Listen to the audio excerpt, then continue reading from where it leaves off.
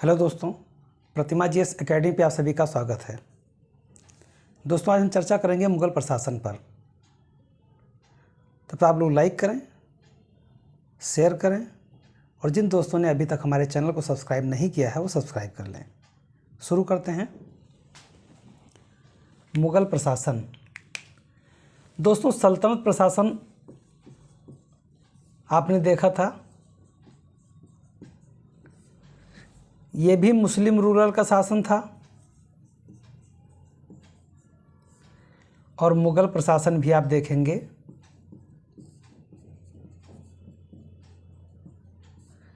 ये भी मुस्लिम शासन था। लेकिन दोनों में एक अंतर था। सल्तनत में आप देखे थे सुल्तान का पद रखा जाता था, धारण किया जाता था, और खलीफा से खिल्लत लिया जाता था।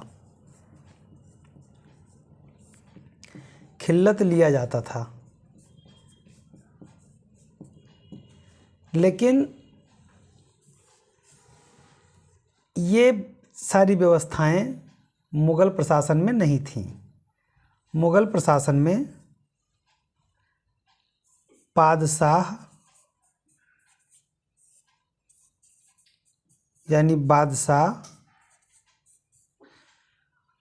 का उपाधि धारण किया जाता था और खिल्लत प्रथा को समाप्त कर दिया गया था। यानी बाबर ने अपने सिक्के पर, बाबरी नामक सिक्के पर 4 खलीफा का नाम तो अंकित करवाया था, लेकिन खलीफा से खिल्लत लेने की जो प्रथा थी उसे इन्होंने नहीं माना। यानी मुग़ल शासकों ने जो इस्लामिक परंपरा सुल्तान का पद था उस रूप में शासन करना स्वीकार नहीं किया। यानी मुग़ल शासकों ने कहा कि बादशाह का मतलब होता है कि अल्लाह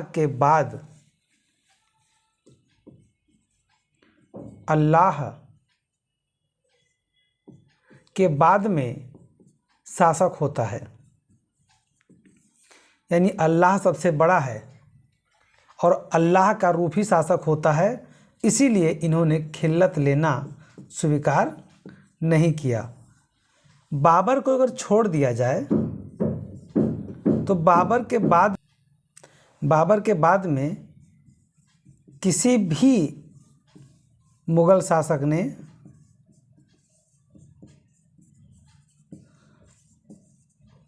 ने खलीफा का नाम अंकित नहीं करवाया। अच्छा, मुग़ल में बाबर ने ऐसा क्यों किया होगा? क्योंकि ये पहले काबुल, कंधार और खुरासान के शासन से संबंधित थे और वहाँ के कल्चर को इन्होंने देखा था और यही वजह था कि इन्होंने अपने सिक्के बाबरी पर खलीफा का नाम अंकित करवाया था। मुग़ल प्रशासन मुख्यतः स्वेच्छाचारी और निरंकुश शासन था। स्वेच्छाचारी और निरंकुश शासन था। निरंकुश शासन स्वेच्छाचारी का मतलब ये था कि इसमें सर्वे सर्वा होता था बादशाह। सर्वोच्च कानून और सभी शक्तियां बादशाह में निहित होती थीं।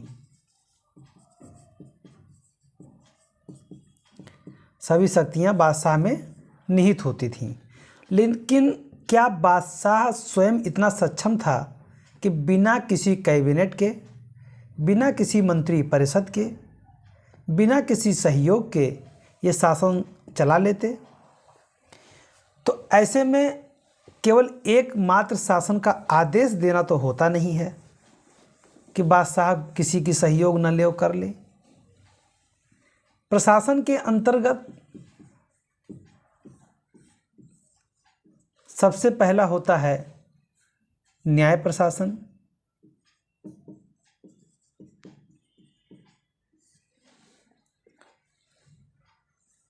लोक प्रशासन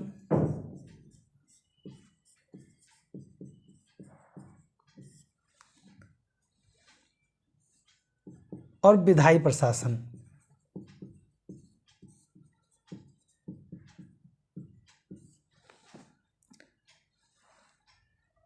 और जब कभी राजतंत्र की बात आती है तो उसमें जो सबसे प्रमुख जिसके बल पे राजतंत्र एकत्रित किया जाता है वो है सैन्य प्रशासन।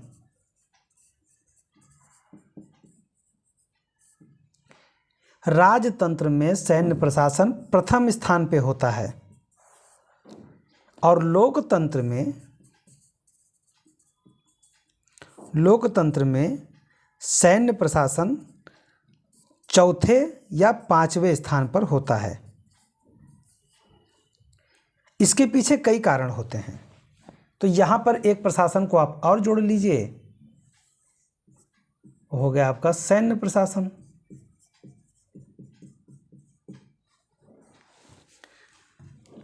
अब इन चारों प्रशासन के आधार पे बादशाह कहाँ सेट होता है, बादशाह का स्थान कौन सा है। तो सैन्य प्रशासन में सर्वोच्च सेनापति बादशाह होता है। सर्वोच्च सेनापति बादशाह होता है। न्याय प्रशासन में सर्वोच्च न्यायाधीश बादशाह होता है। लोक प्रशासन में सर्वोच्च प्रशासक बादशाह होता है और विधायी प्रशासन में सर्वेसर्वा बादशाह होता है। यानी कहने का तात्पर्य यह है कि चाहे वो न्याय प्रशासन हो, सैन्य प्रशासन हो, लोक प्रशासन हो, विधायी प्रशासन हो, केंद्र में सबसे ऊपर बादशाह का नाम ही आता है। उसके बाद में प्रशासन के स्ट्रक्चर जो है, आधारभूत संरचना जो है, वो विभाजित होता है। बादशाह के बाद में प्रशासन के संरचना को बनाया जाता है। तो बादशाह हुआ, बादशाह के नीचे हुआ केंद्रीय प्रशासन,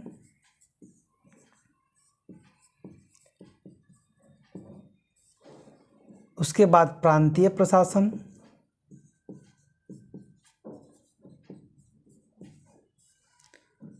उसके बाद में आया जिला प्रशासन,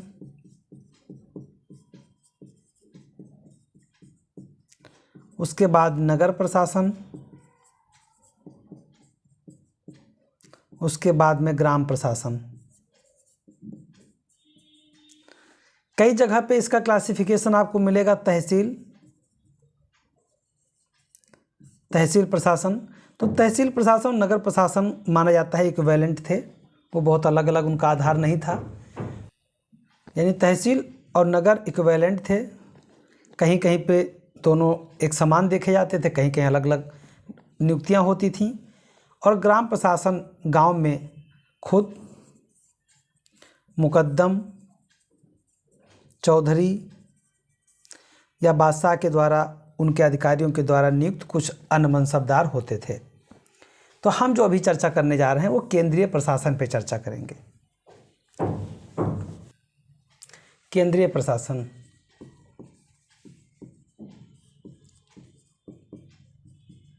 केंद्रीय प्रशासन में बादशाह के सहयोग के लिए सबसे पहला जो महत्वपूर्ण पद होता था वो था वकील का पद। वकील का पद बाबर और हुमायूं को तो इतना टाइम नहीं मिला, क्योंकि बाबर ने जब भारत को विजित किया तो उनको विजय से ही, युद्ध से ही फुर्सत नहीं मिला और 1530 में वो स्वर्गवासी हो गए।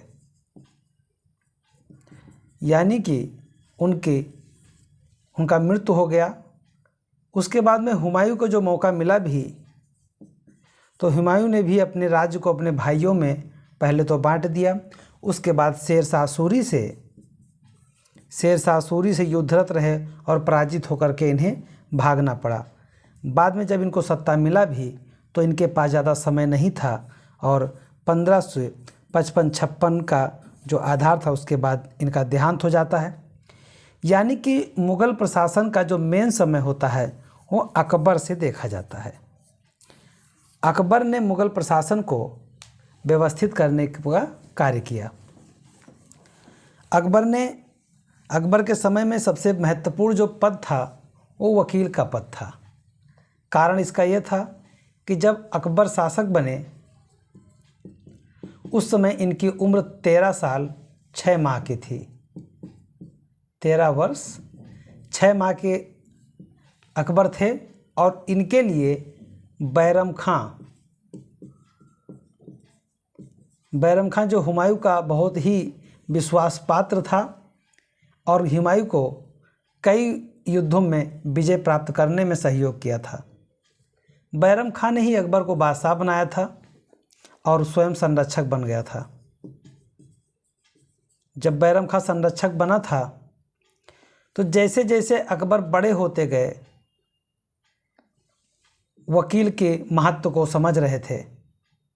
वकील का मतलब यह था कि बादशाह के बाद में, बादशाह का हस्ताक्षर होने के बाद में वकील का हस्ताक्षर होना किसी भी कार्य के लिए आवश्यक था। जब 1560 का समय आया उस समय अकबर 18 वर्ष के हो चुके थे।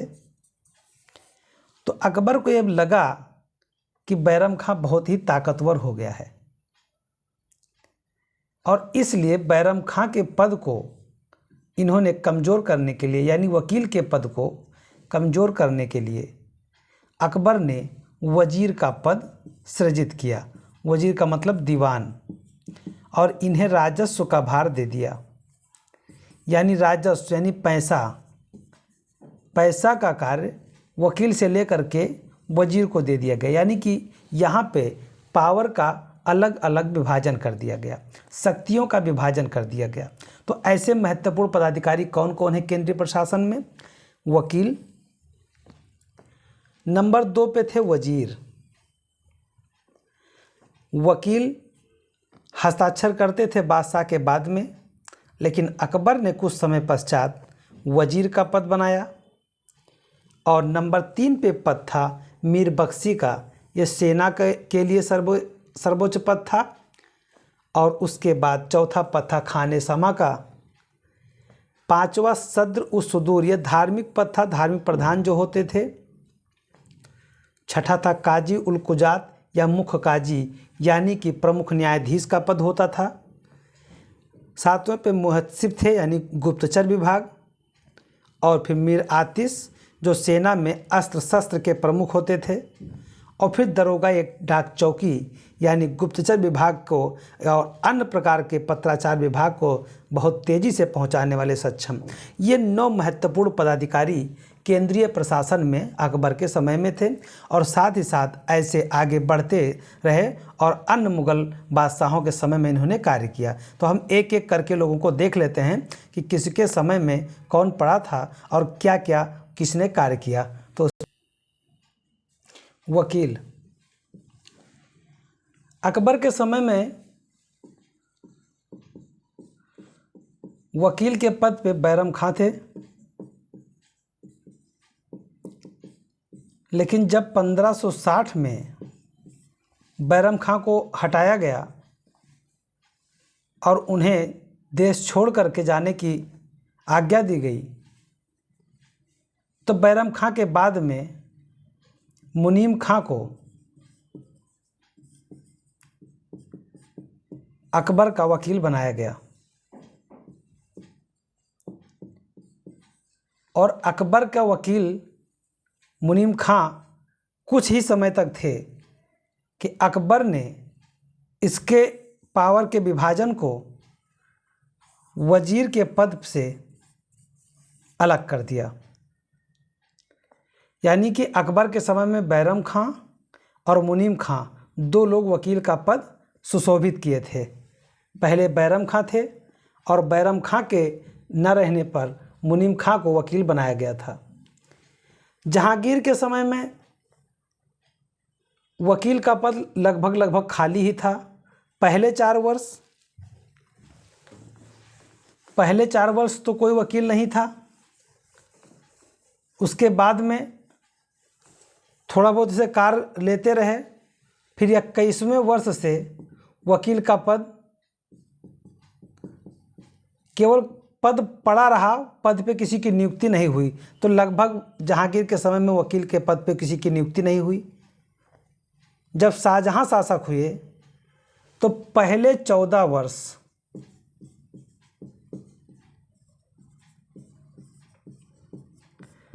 आसफ खां इनके वकील थे। आसफ खां कौन है? ये शाहजहां के ससुर हैं, नूरजहां के भाई हैं, नूरजहां के भाई हैं। और आसफ खां ने ही जहांगीर के समय में कुछ समय तक वकील का पद संभाला था, लेकिन इनका कोई मतलब वहाँ नहीं रह गया था।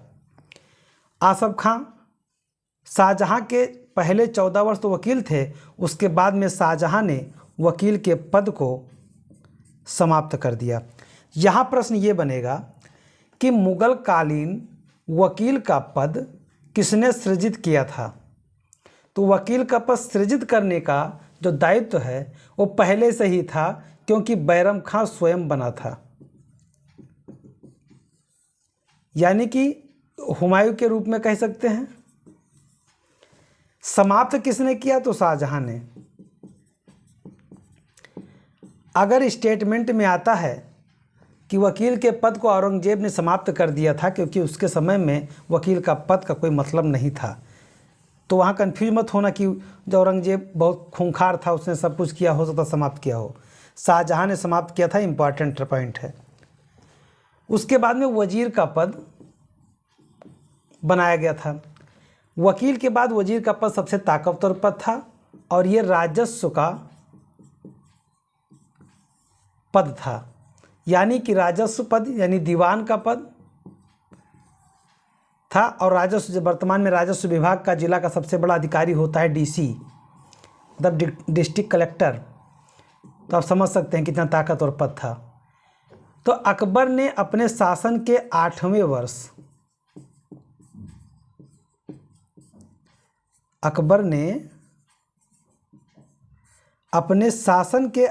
वर्ष वजीर का पद यानी दीवान का पद सृजित किया था और सबसे पहली नियुक्ति मुजफ्फर खान की गई थी।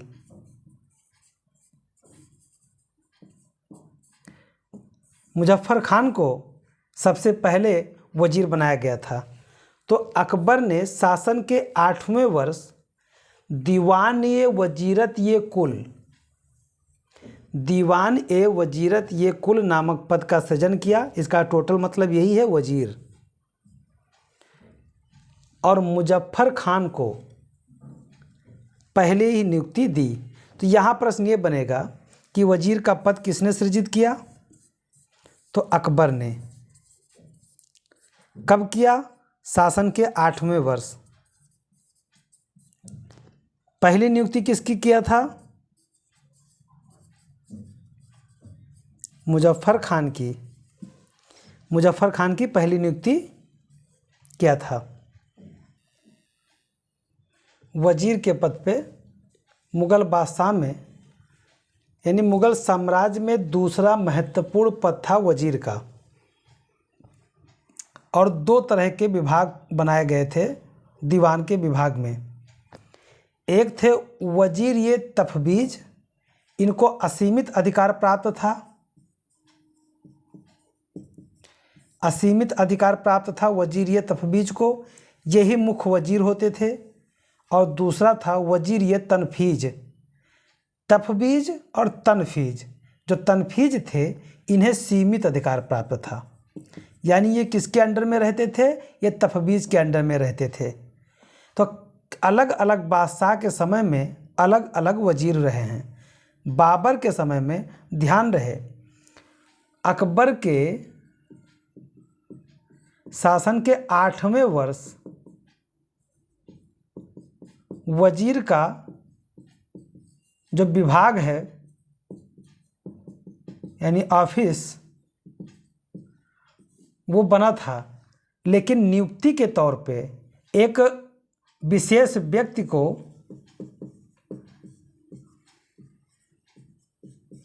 प्रतिनिधि के रूप में नियुक्त किया जाता था, उन्हें ही सिंबॉलिक रूप में वजीर का दर्जा दिया गया है। तो अब यहाँ पे दिमाग में नहीं आना चाहिए कि सर 8वें वर्ष जब बना ही था तो बाबर और हुमायूं में कहाँ से आ गया।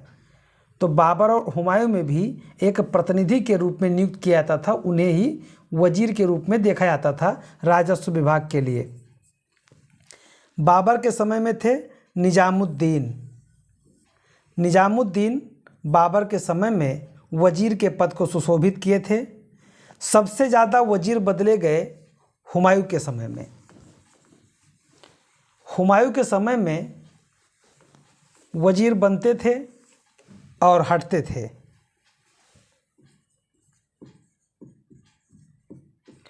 हुमायूं के समय में पहला वजीर बने अमीर उवैस तथा हिंदू बेग। अमीर उवैस और हिंदू बेग पहले इनके वजीर थे दो, लेकिन उसके बाद में जब फारस गए हुमायूं, फारस से लौटने के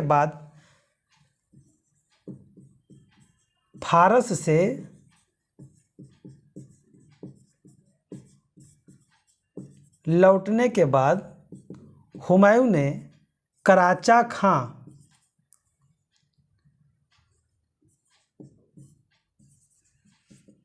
खां को वजीर बनाया। वजीर राजस्व का देखरेख करता था और कराचा खां ने इसका फ़ायदा उठा करके अपनी शक्ति को मजबूत करने लगा।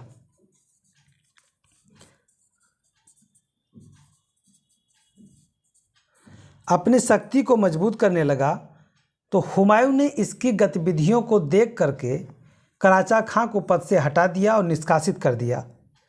उसके बाद में ख्वाजा कासिम और सुल्तान वली क्रमशः वजीर का पद संभाले। यानी हुमायूं के समय में 5 लोगों ने वजीर का पद संभाला। सबसे पहले अमीर उवैस थे, उसके बाद में सबसे लास्ट में सुल्तान वली ने पद को संभाला। हिंदू बेग, कराचा खां और ख्वाजा कासिम, इन लोगों ने भी पद को संभाला। अकबर के समय से ही वजीर के पद का महत्व समझ में आया। वजीर के पद का जो महत्व है वो दिखा भी अकबर के समय में। अकबर ने सबसे पहले मुजफ्फर खां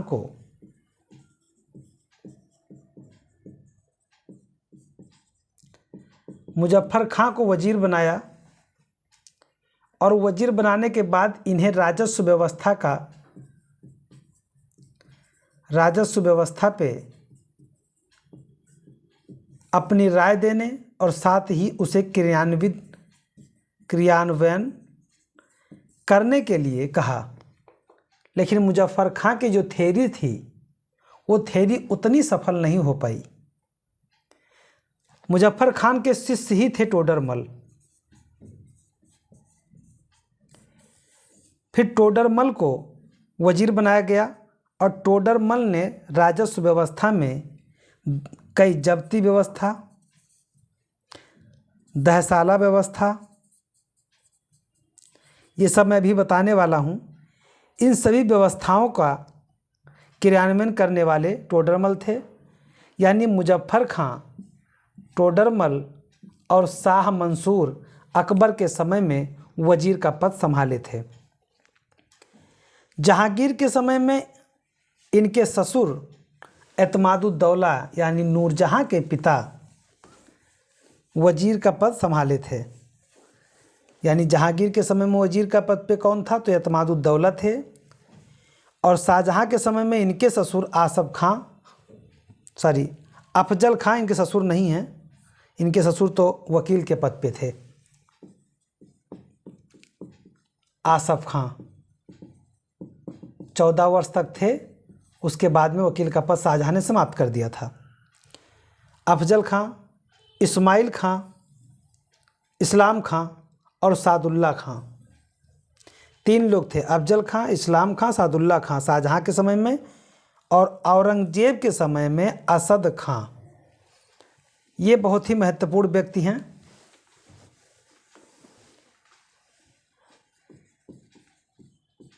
असद खां, ये औरंगजेब के समय में वजीर थे और इन्होंने 31 वर्ष तक इस पद पे कार्य किया। यानी पूरे मुगल प्रशासन में सर्वाधिक समय तक कोई वजीर के पद पे था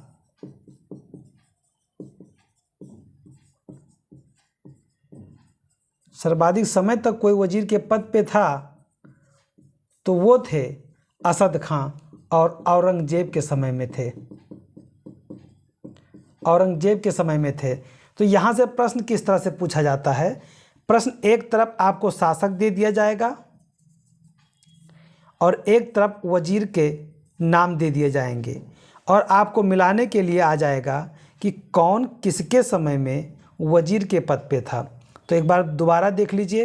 बाबर के समय में निजामुद्दीन थे, हुमायूं के समय में अमीर उवैस और हिंदू बेग। देखिए, कराचा खां, ख्वाजा कासिम और सुल्तान वली, ये तीनों शायद पूछे जाएंगे अमीर उवैस और हिंदू बेग, क्योंकि यही बहुत महत्वपूर्ण रहे हैं। इनके बाद ही गतिविधियां ज़्यादा, जब हुमायूं को प्लान करना पड़ा, शेरशाह सूरी से पराजित होकर भागना पड़ा, तब कई गतिविधियां ऐसी हो गई थी कि जो है कोई भी किसी पद पे था तो अन्याय करने की कोशिश कर रहा था। अकबर के समय में मुजफ्फर खां थे, टोडरमल थे, शाह मंसूर थे। इसमें टोडरमल ज़्यादा महत्वपूर्ण हैं और शाह मंसूर मुजफ्फर खां भी हैं, लेकिन इसमें से कोई भी दे सकता है। जहांगीर के समय में एतमादुद्दौला थे।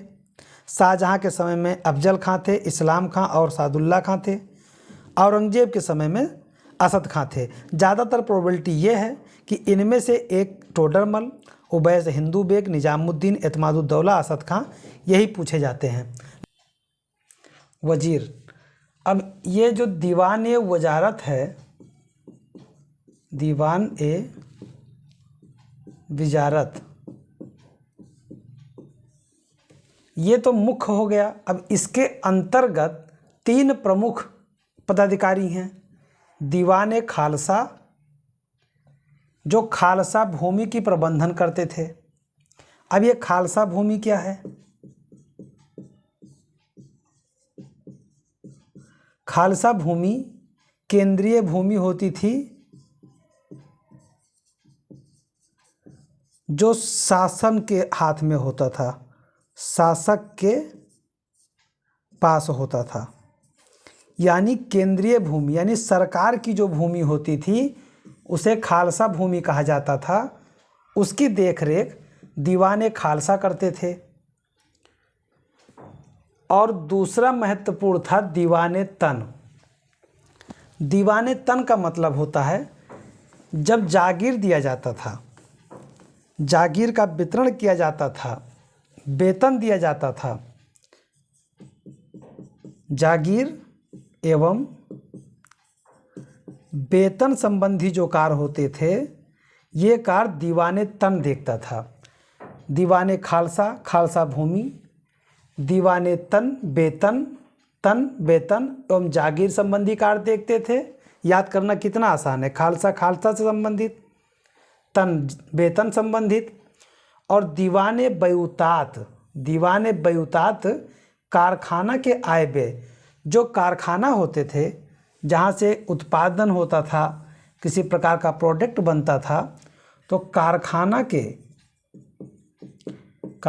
के आय एवं व्यय से संबंधित जो कार्य होता था वो बयूतात देखता था। यानी दीवान ए बयूतात के हाथ में होता था कि यह कारखानों के आय व्यय से संबंधित गतिविधियों को ध्यान दे। ये तो हो गया प्रमुख कार्य। अब दीवान बिजारत के अंतर्गत और कितने लोग आते थे? एक लोग आते थे केंद्रीय राजकोष का देखरेख करने वाले मुशरिफ ये खजाना।